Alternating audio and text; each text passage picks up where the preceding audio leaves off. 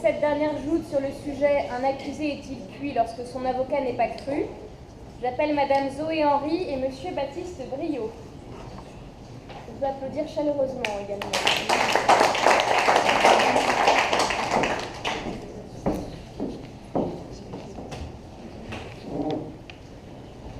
Madame Zoé Henry défendra la positive et Monsieur Baptiste Briot la négative. Je rappelle au candidat qu'il dispose d'un temps de parole de 10 minutes et d'un droit de réponse.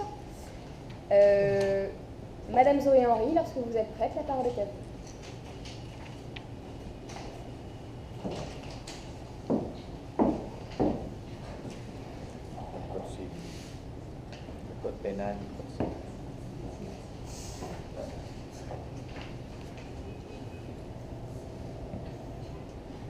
Madame le Président,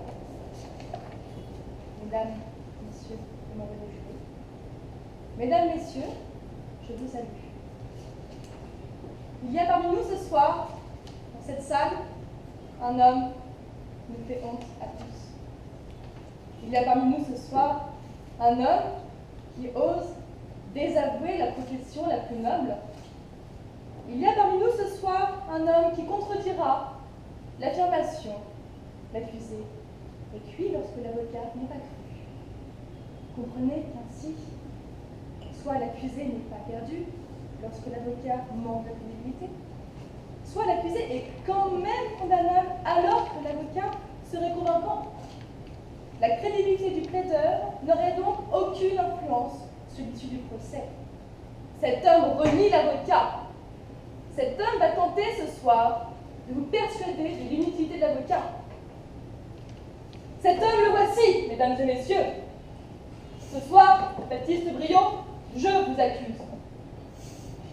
J'accuse celui qui discrédite la profession.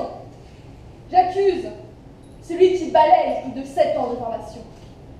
J'accuse celui qui dévalorise les fondements de la justice. J'accuse celui qui trahit.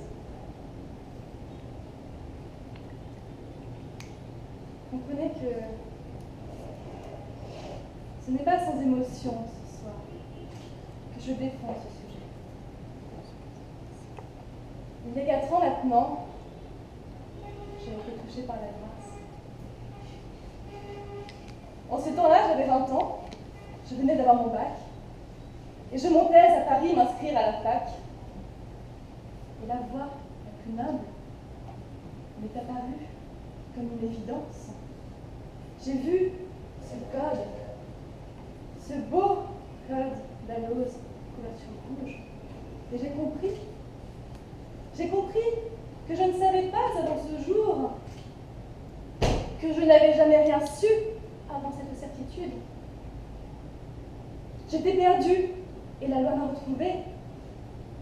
Le droit est devenu mon quotidien, un quotidien solide, un quotidien rythmé de difficultés, d'exigences, de dépassement, mais aussi de bonheur, de gratitude, de joie.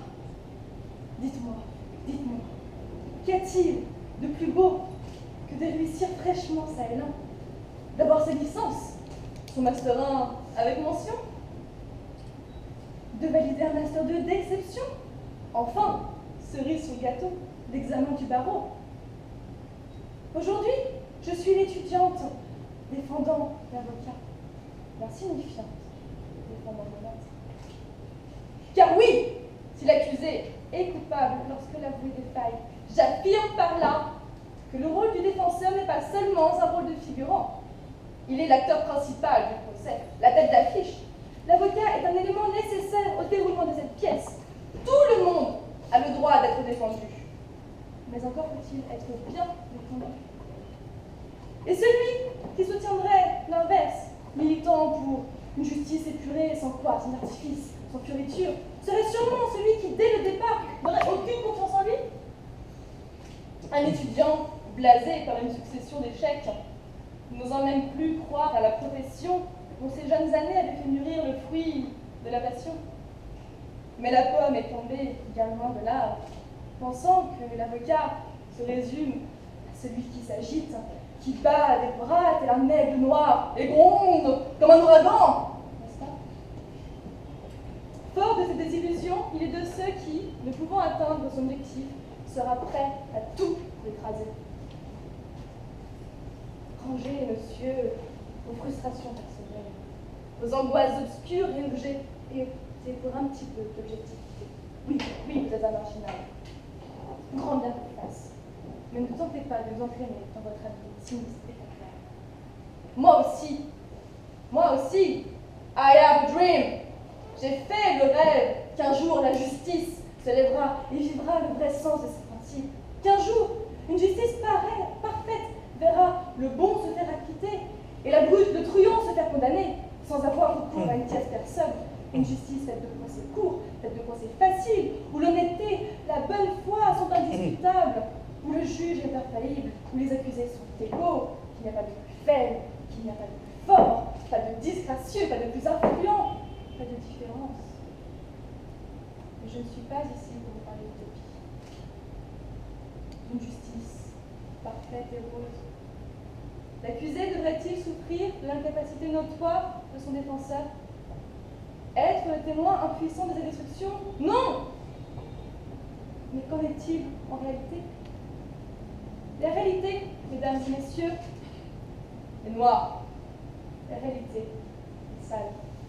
J'aimerais tellement vous laisser vous bercer d'illusions.